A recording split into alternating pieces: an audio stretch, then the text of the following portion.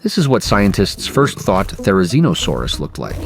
A giant sea turtle with claws as long as swords. You might have seen a Therizinosaurus for the first time in Jurassic World, but in the 1950s, no one was picturing that animal yet. In the late 1940s, a Soviet Mongolian expedition entered the Gobi Desert.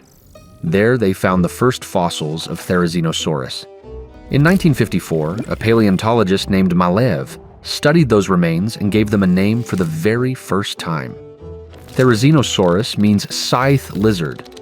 Cheloniformis means turtle-shaped, because Maleev believed the bones came from a giant turtle-like reptile. He imagined a creature that lived near water, using its claws to cut or pull aquatic plants. But something felt wrong about this. These claws didn't make sense for a sea animal. In 1970, another paleontologist looked at Maleev's fossils again. The turtle idea began to fall apart. These weren't sea turtle claws. They looked like they were built for grasping. They seemed to belong to an unknown theropod dinosaur instead. Theropods were a huge group of dinosaurs. At the time, the best known ones were predators, such as Tyrannosaurus rex or Allosaurus. Fast animals built to hunt. So if Therizinosaurus was a theropod, maybe it was a predator too. And if it was a predator, maybe those huge claws were weapons. It all seemed to add up. Therizinosaurus was a hunter. For years, that's all anyone had. Claws and a few bone fragments. Complete skeletons are usually rare. Therizinosaurus stayed scattered. So scientists worked with what they had. But more fossils appeared. From its relatives. Not enough to rebuild Therizinosaurus completely, but enough to understand it better. These new species had long necks, small heads, wide bodies, and heavy hips. They were theropod dinosaurs, but their bodies did not look ready to sprint after prey. Their teeth looked better for plants. Their bellies looked built for digestion. Even their feet were strange, broad and heavy, made to carry weight instead of moving like a classic predator. Therizinosaurus was still a theropod, but scientists reached a different conclusion. This whole group hadn't been hunting. It had been herbivorous the entire time.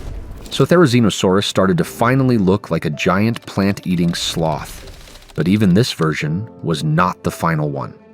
For years, scientists kept finding more relatives. Each one added a new piece of understanding.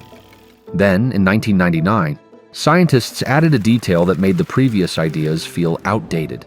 Feathers. Not on a small, quick predator. On this giant, clawed herbivore. The clue came from another relative. Preserved alongside its bones were thin, feather-like structures. Not flight feathers, just a coat. But it changed the picture completely. 2 years later, another relative confirmed it. Feathered, plant-eating, and unmistakably like Therizinosaurus. But after all of that, the claws were still causing confusion. If not to hunt, what were they actually for? Recent studies made them look much less useful in a fight. They were long and dramatic, but surprisingly weak under stress. If not just for display, they may have worked more like gardening tools. Then the claws of another relative were discovered. And what made this discovery extra special was not just the bone discovered. It was what survived around it. A layer of keratin. And this is important because when we find fossil claws, we usually only find the bone inside the claw. The outer layer is gone. So we are not always seeing the full shape the animal had when it was alive. For once, scientists could see how much the keratin could add around the bone. The claw became longer and sharper. It also made the hand easier to understand.